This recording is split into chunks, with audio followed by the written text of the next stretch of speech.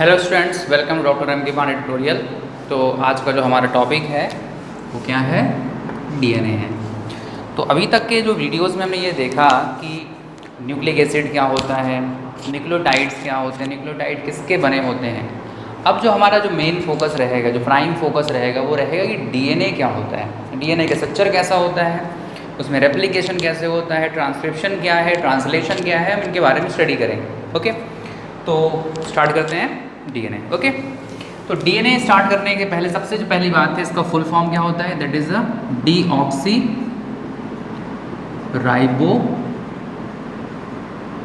Nucleic acid. क्या नाम है इसका? Deoxy ribo nucleic acid.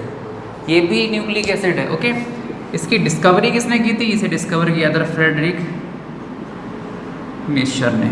अब बोलोगे सर फ्रेडरिक मिशर नाम तो हमने पहले भी सुन रखा है, आपने बताया था कि न्यूक्लिक एसिड होता है। अरे भाई वही तो है, न्यूक्लिक एसिड मतलब क्या? डीएनए। डीएनए का फुल फॉर्म क्या है? Deoxy ribo nucleic acid. तो जिसने न्यूक्लिक एसिड डिस्कवरी की, तो सीधी सी बात, किसकी डिस्कवरी की उन्होंने? डीएनए की डिस्कवरी की। ओके, तो डिस्कवर किसने किया था? फ्रेडरिक मिशर ने किया था। ओके, अब जो डीएनए की बात हमने पहले भी कर रखी, it is a polymer, it is a polymer of deoxy ribo nucleotide. It is a polymer of deoxy ribo nucleotide. मतलब बहुत सारे डीऑक्सी राइबो न्यूक्लियोटाइड जुड़ते होंगे, तब क्या बन जाता होगा? डीएनए। ये क्या है? न्यूक्लियोटाइड। न्यूक्लियोटाइड किसका बना होता है? पहला होता है उसमें पेंटोज शुगर, दूसरा होता है उसमें नाइट्रोजन बेस, और तीसरा होता है फॉस्फेट। तीन चीज़ों का बना होता है।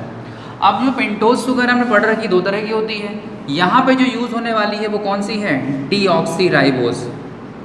डीऑक्सी राइबोज शुगर यहाँ पे यूज़ होती है। इंपॉर्टेंट है, डीएनए में कौन सी शुगर यूज़ होती है? Deoxy ribose sugar. आरएनए में कौन सी होगी? Ribose sugar. ओके, इसके बारे में थोड़ा सा हमने पहले बात कर रखी है। नाइट्रोजनस बेस कितने होते हैं डीएनए में? 4 टाइप्स के होते हैं। ध्यान रखिएगा, टोटल कितने नाइट्रोजनस बेस होते हैं? 5 तरह के। उसमें जो यूरेसिल होता है वो केवल आरएनए मिलता है। तो डीएनए में कितने मिलते हैं? 4 टाइप्स के, एडेनिन, थाइमिन, साइटोसिन और ग्वानिन। ये 4 नाइट्रोजनस बेस हमको मिलते हैं डीएनए के अंदर। और फॉस्फेट तो फॉस्फेट ही है, वो चाहे डीएनए में हो चाहे वो आरएनए में हो। तो इंपॉर्टेंट बात क्या है यहाँ पे? कौन सी पेंटोज शुगर होती है? Deoxy ribose. और नाइट्रोजनस बेस कौन से होते हैं? एटीसीजी। क्वेश्चन आया हुआ है कि डीएनए के अंदर कितने तरह के नाइट्रोजनस बेस पाए जाते हैं। ध्यान रखिएगा, 5 तरह के नहीं होते हैं, 4 तरह के होते हैं। यूरेसिल पाया जाता है किसमें? आरएनए में। ओके, तो ये हो गया हमारे पास न्यूक्लियोटाइड। अब जब बहुत सारे न्यूक्लियोटाइड जुड़ते होंगे तब क्या बनता होगा? डीएनए। इसका मतलब हमको ये देखना है कि न्यूक्लियोटाइड्स कैसे जुड़ते हैं, क्योंकि हम पढ़ क्या रहे हैं? डीएनए। डीऑक्सीराइबो न्यूक्लियोटाइड नहीं पढ़ रहे, हम डीएनए पढ़ रहे हैं। जब बहुत सारे डीऑक्सीराइबो न्यूक्लियोटाइड जुड़ेंगे तब क्या बनेगा? डीएनए बनेगा। तो हम यहाँ पे बात करते हैं कि भाई बॉन्डिंग कैसी होती है, दो न्यूक्लियोटाइड के बीच में बॉन्डिंग कैसी होती है। ओके, चलिए तो इसके बारे में बात करते हैं। तो हम यहाँ पे 2 न्यूक्लियोटाइड बनाएंगे और उनकी बॉन्डिंग को देखेंगे कि भाई उनमें बॉन्डिंग कैसी होती है। ओके, चलिए देखते हैं। जैसे आपको पता ही है, न्यूक्लियोटाइड में 3 चीज़ें होती हैं। तो पहला न्यूक्लियोटाइड बनाते हैं,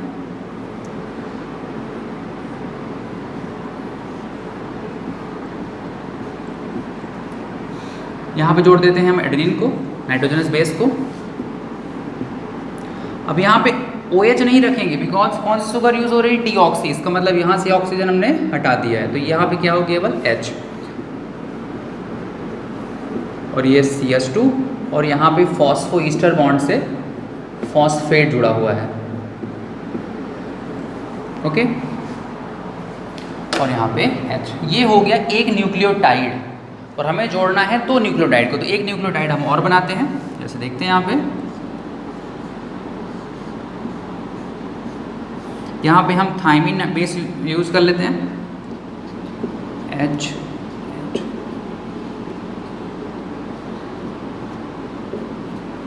चलिए, अब यहाँ पे हम जोड़ देते हैं एक और फॉस्फेट। ये हो गया हमारे पास।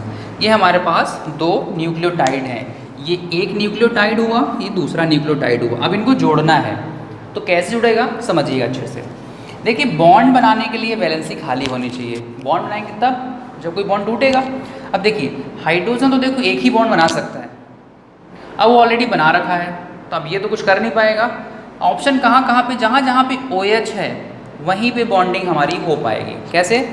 अब इसको मैं मान लेता हूँ सेकंड नंबर का न्यूक्लियोटाइड, इसको मान लेता हूँ फर्स्ट नंबर का न्यूक्लियोटाइड। ओके, और कार्बन की नंबरिंग कर देते हैं। दिस वन इज 1 2 3 4 और दिस वन इज 5। 1 2 3 4, ये 5 नंबर का कार्बन। अब देखिए सेकेंड नंबर का जो न्यूक्लियोटाइड है उसके 5th नंबर कार्बन पे फॉस्फेट जुड़ा हुआ है, तो ये फॉस्फेट पार्टिसिपेट करेगा बॉन्डिंग में फर्स्ट वाले न्यूक्लियोटाइड के साथ। कैसे?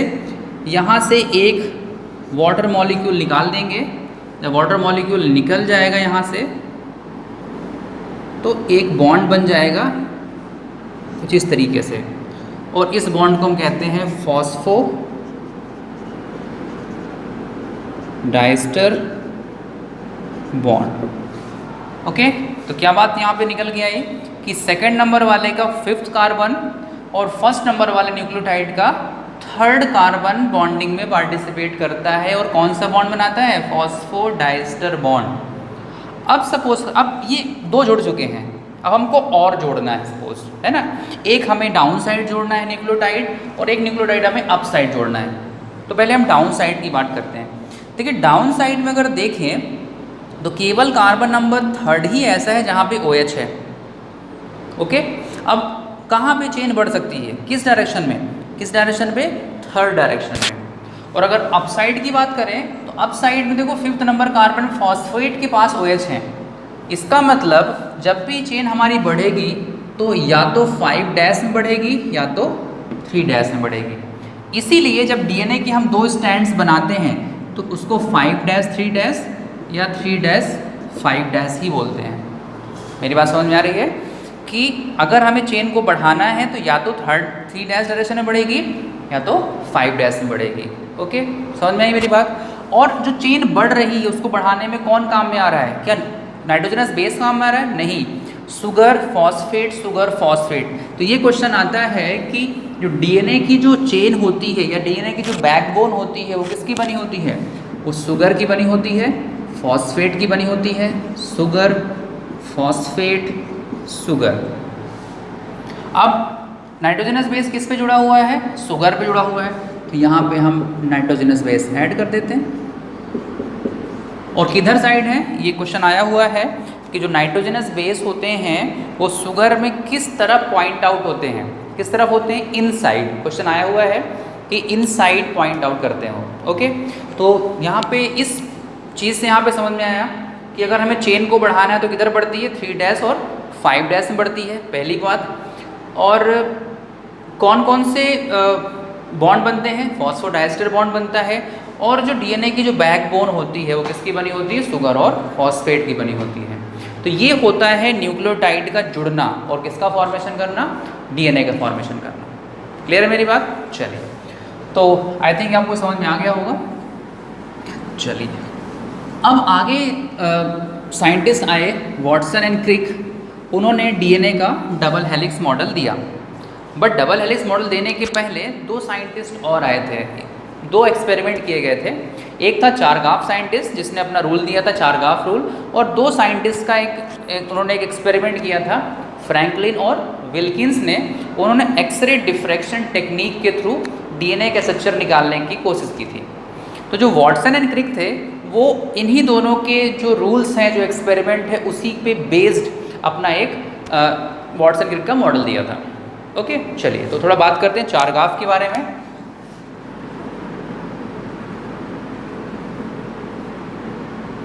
बहुत इंपॉर्टेंट रूल है ये, क्वेश्चन बनते हैं इसमें से। ओके, चलिए, तो चारगाफ ने क्या बोला कि अगर हमारे पास जेनेटिक मटेरियल है जो डबल स्टैंडर्ड है, क्या बोला उसने? जो जेनेटिक मटेरियल है वो कैसा है? डबल। ध्यान रखने की बात है, डबल स्टैंडर्ड। अगर डबल स्टैंडर्ड नहीं है, बात आती है कि सर डबल स्टैंडर्ड क्या होता है? अगर कोई भी चीज़ 2 स्टैंड की बनी हुई है, 2 चेन की बनी हुई है, उसी को कहते हैं डबल स्टैंडर्ड। हमारा DNA दो चेन का बना होता है, कभी कभी एक चेन का ही बना होता है। तो एक इंपॉर्टेंट बात ये है कि डीएनए कैसा होना चाहिए, दो चेन का होना चाहिए, मतलब डबल स्टैंडर्ड होना चाहिए, जिसको हम डिनोट करते हैं डीएस फॉर्म में, डीएस डीएनए। ओके, तो अगर हमारे पास कोई भी डीएनए है जो डबल स्टैंडर्ड है, उसमें जो प्यूरिन की अमाउंट होगी वो पायरिमिडीन की अमाउंट के बराबर होगी। It means equal to pyrimidine, purine equal to क्या होगा, पायरिमिडीन। अब प्यूरिन कौन कौन से हैं, एडेनिन और ग्वानिन, और पायरिमिडीन कौन से हैं, थायमिन और साइटोसिन। इन दोनों का जो सम होगा क्या होगा, इक्वल होगा। अगर इसको इधर साइड ले आए तो adenine plus guanine upon thymine plus cytosine equal to क्या हो जाएगा, 1। ये है चारगाफ का रूल, इंपॉर्टेंट है। ओके, ध्यान रखिएगा, चारगाफ रूल इज़ वेरी इंपॉर्टेंट। अगर इसको समझना है और तो कुछ क्वेश्चंस करते हैं, ठीक है। एक क्वेश्चन लेते हैं, सपोज मान लेते हैं, एक क्वेश्चन लिख ही लेते हैं। देखिए,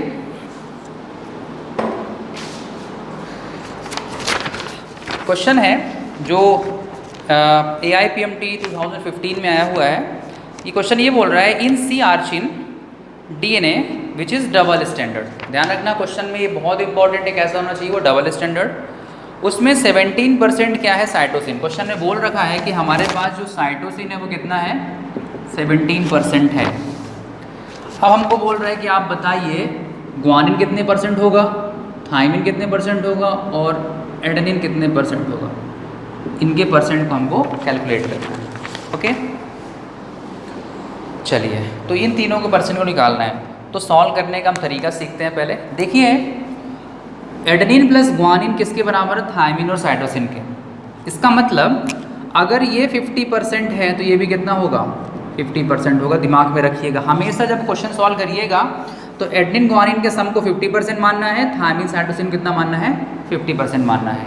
ओके, चलिए, तो हमको पता है thymine plus cytosine equal to कितना होता है, ये होता है 50%। ओके, साथ में एक इन्फॉर्मेशन आप दिमाग में और रखना है कि जब भी हमारे पास डीएनए बनता है तो एडेनिन के सामने कौन आता है, थायमिन, और साइटोसिन के सामने कितना कौन आता है, ग्वानिन। इट मीन्स जितने एडेनिन होंगे उतने ही क्या होंगे, थायमिन, और जितने साइटोसिन होंगे उतने ही क्या होंगे, ग्वानिन। ओके, हमको पता है कि थायमिन इक्वल टू क्या होता है, एडेनिन, और साइटोसिन इक्वल टू कितना क्या होता है, ग्वानिन। ये इंपॉर्टेंट है। ओके, तो हमको पता है थायमिन प्लस साइटोसिन का सम कितना हो गया, 50%, और साइटोसिन कितना दिया गया, 17। तो थायमिन प्लस 17 इक्वल टू हो गया 50, तो थायमिन इक्वल टू कितना हो गया, 33% आ गया। ओके, अब हमको पता है कि थायमिन किसके बराबर है, 9 के बराबर है, तो एडेनिन भी कितना हो जाएगा, 33%। और हमको पता है कि जो साइटोसिन होता है वो ग्वानिन के बराबर होता है, तो ग्वानिन कितना हो जाएगा, 70%। बस इतना ही तो करना होता है, इजी है। तो जब भी कोई क्वेश्चन दिया जाए जो चारगाफ रूल पे बेस्ड है, उसमें ध्यान रखना है कि एडेनिन ग्वानिन का सम कितना होगा, 50%, और थायमिन साइटोसिन का सम कितना होगा, 50%। दूसरी चीज़ क्या याद रखना है कि इन दोनों क्या होते हैं, आपस में बराबर होते हैं। बस इतना अगर आपको याद है तो आराम से हम इजीली सॉल्व कर सकते हैं। ओके, तो ये हुआ हमारे पास चारगाफ रूल। ओके, चारगाफ के बाद साइंटिस्ट आए फ्रैंकलिन और विल्किंस। उन्होंने एक्सरे डिफ्रैक्शन टेक्निक के थ्रू डीएनए के स्ट्रक्चर के बारे में थोड़ा बहुत पता लगाया था।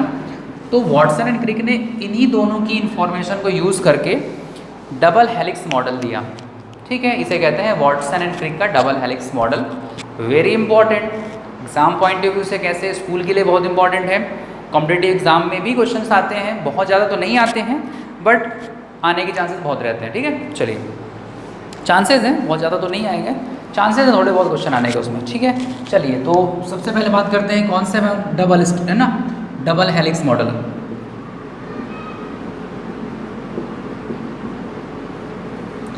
किसने दिया था, वाटसन एंड क्रिक ने दिया था। ओके, इंपॉर्टेंट है वाटसन एंड क्रिक का डबल हेलिक्स मॉडल। जैसे नाम बोल रहा है डबल हेलिक्स, तो डबल वर्ड इंडिकेट कर रहा है कि जो हमारा डीएनए होगा वो 2 स्टैंड का बना होगा, मतलब 2 स्टैंड्स होंगी उसमें। और हेलिक्स मतलब कैसा हो, जो क्वाइलिंग होगी वो कैसी होगी, हेलिकली क्वाइलिंग होगी। सपोज करते हैं कुछ इस तरीके से हमारे पास डीएनए है जो क्वाइल्ड हो रहा है, और ठीक है, अब समझिएगा, ये आपको लग रहा होगा सर यहाँ पे तो देखिए पास पास आ गए, देखिए ये जो दो स्टैंड्स हैं वो एक साथ मूव कर रही हैं। ओके, मेरी बात समझ में रही है? कैसे क्वाइल्ड है? हेलिकली क्वाइल्ड है। स्प्रिंग पता होगा आपको, जो स्प्रिंग होती है वही हेलिकली क्वाइल्ड होती है। तो जिस तरीके से स्प्रिंग क्वाइलिंग होगी, तो अगर आप सामने से देखोगे, सपोज ऐसे करके देखेंगे, तो ऐसा लगेगा कि दोनों के पास में है। बट अगर उसको हम कुछ इस तरीके से मूव कराएंगे तो आपको समझ में आएगा इनके बीच में डिस्टेंस है। ध्यान रखिएगा कि जो स्टैंड्स है दोनों एक दूसरे के क्लोज नहीं हैं, ये एक दूसरे के पैरेलली रन कर रही हैं। जिस तरीके से एक स्टैंड मूव कर रही है तो वैसे ही दूसरी स्टैंड मूव कर रही है। ओके, चलिए, तो डबल हेलिक्स मॉडल मतलब दो स्टैंड का बना होगा, और कैसे क्वाइल्ड होगा? वो हेलिकली क्वाइल्ड होगा। क्लियर है मेरी बात? अब जो दो स्टैंड्स हैं दोनों पैरेलल हैं। पैरेलल कैसे हैं? एक दूसरे के साथ रन कर रही, बट इनकी डायरेक्शन अपोजिट, इसलिए इसको एंटी पैरेलल बोलते हैं। अगर ये 5 डैश एंड है तो ये 3 डैश होगा, और अगर ये 3 डैश है तो ये वाला 5 डैश होगा। क्लियर है मेरी बात? तो दो स्टैंड्स हैं जो दोनों एक दूसरे की एंटी पैरेलल हैं। 3 पॉइंट दो स्टैंड्स की बनी हुई हैं, हेलिकली क्वाइल्ड है और एंटी पैरेलल है।